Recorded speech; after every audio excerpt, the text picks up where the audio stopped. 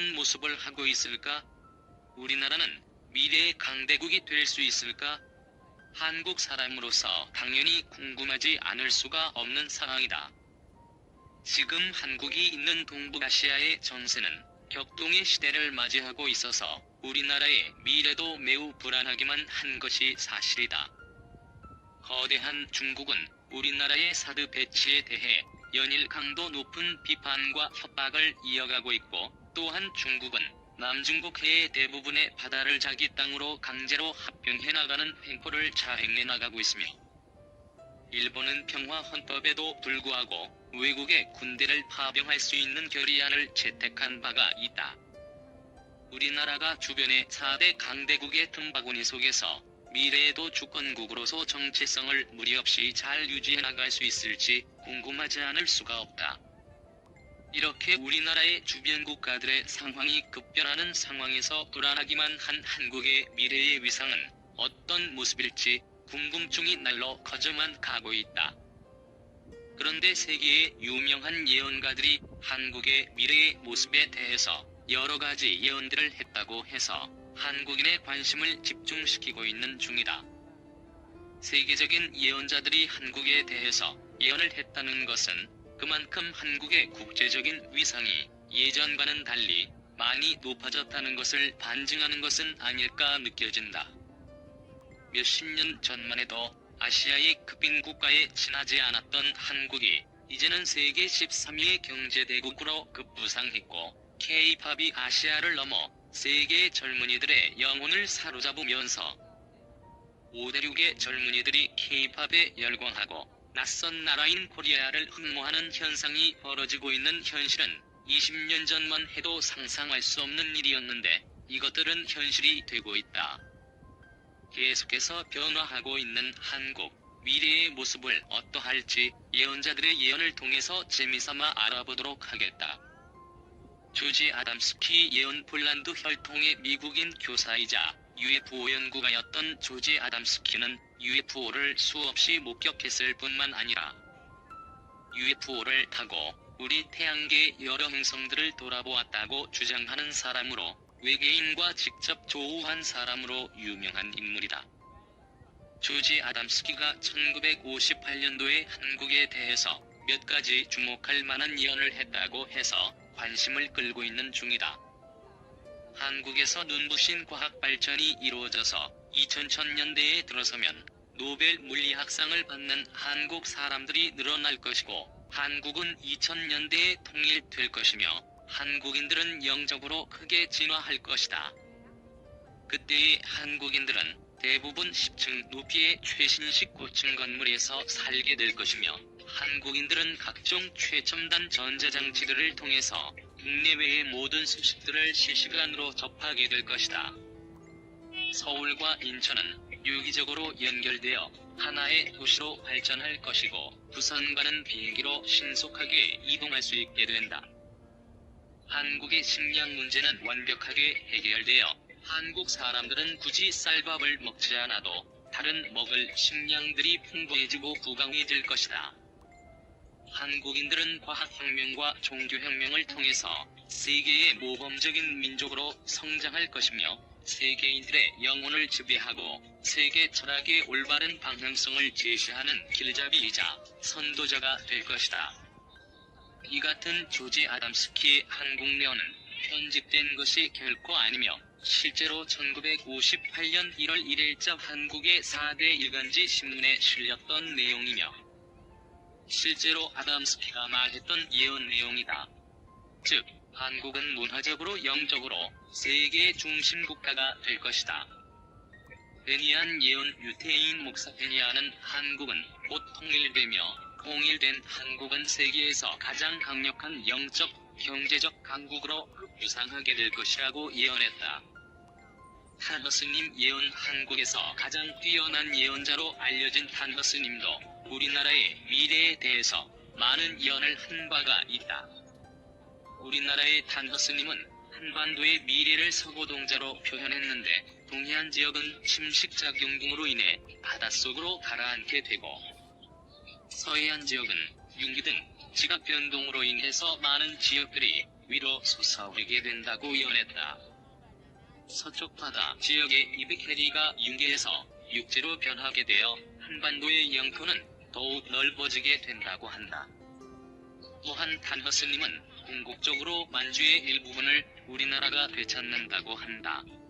미래에는 세계 인류의 7할이 사망하게 된다고 한다.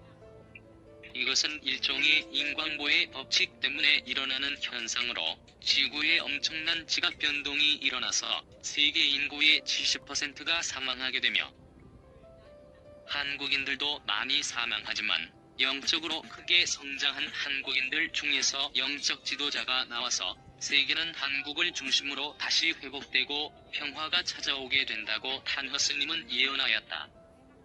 기독교계 세계 3대 사역가로 존경을 받고 있는 신디 제이콥 선교사도 한국의 미래에 대해 예언을 했다고 한다. 신디 제이콥 선교사는 독일이 통일되기 1년 전에 베를린 장벽이 무너질 것을 정확하게 예언했던 존경받는 목사이자 예언가로서 명성이 높은 인물이다.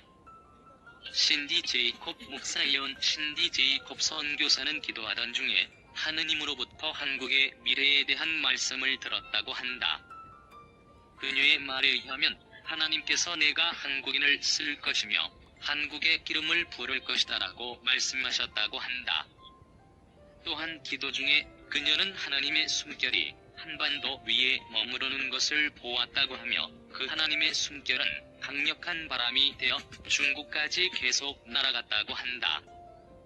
그리고 중국뿐만 아니라 전 세계를 그 바람이 뒤덮어버리는 것을 보았다고 한다.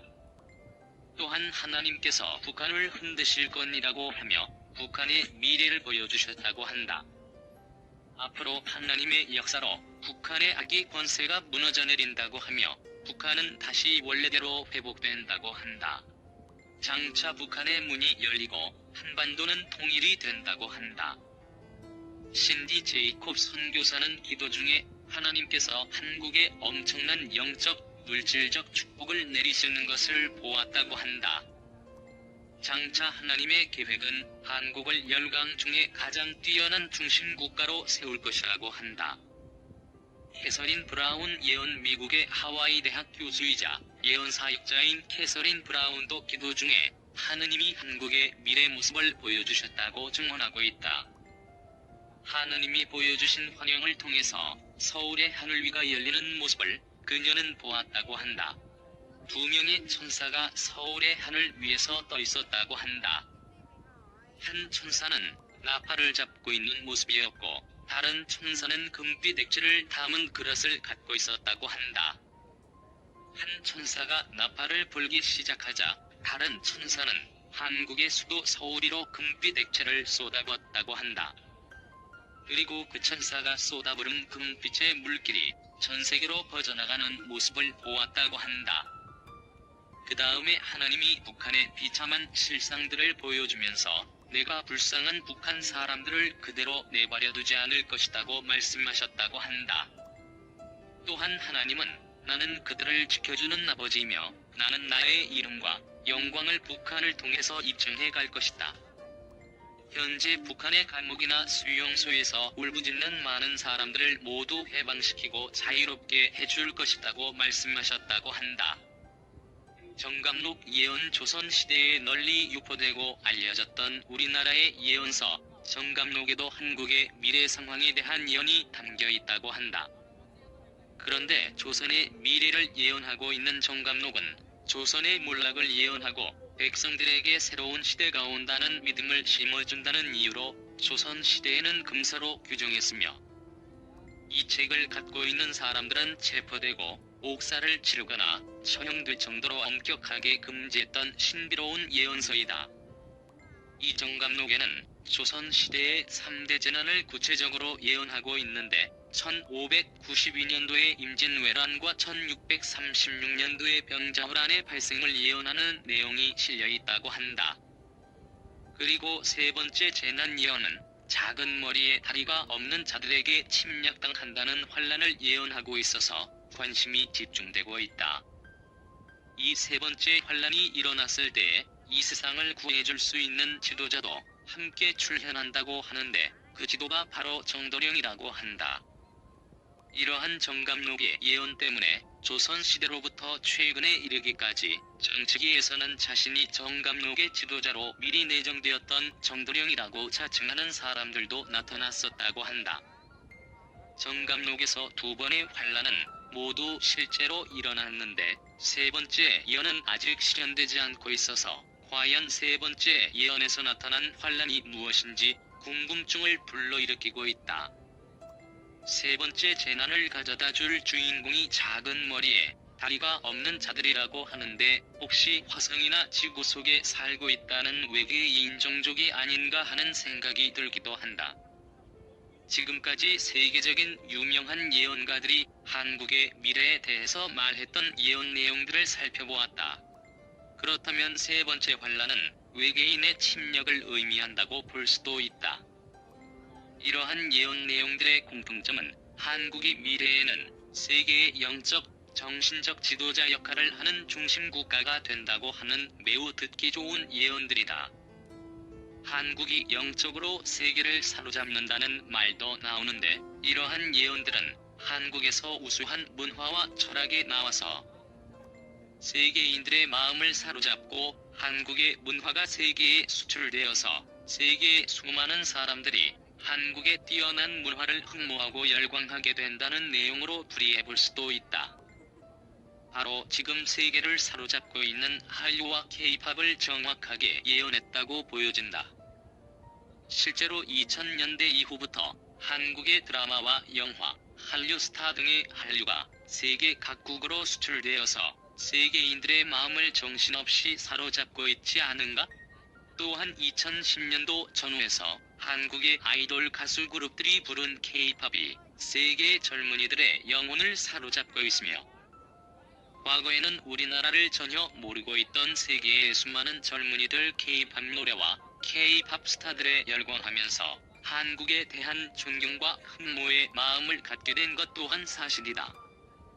이렇게 세계적인 예언가들이 한 한국에 관한 예언들이 어느 정도 맞아떨어지고 있다는 점이 소름까지 돋을 정도이다. 그리고 이러한 세계적인 예언가들의 예언이 대부분 한국의 미래 위상이 높아지고 부강해진다는 긍정적인 내용들이어서 한국인의 한 사람으로서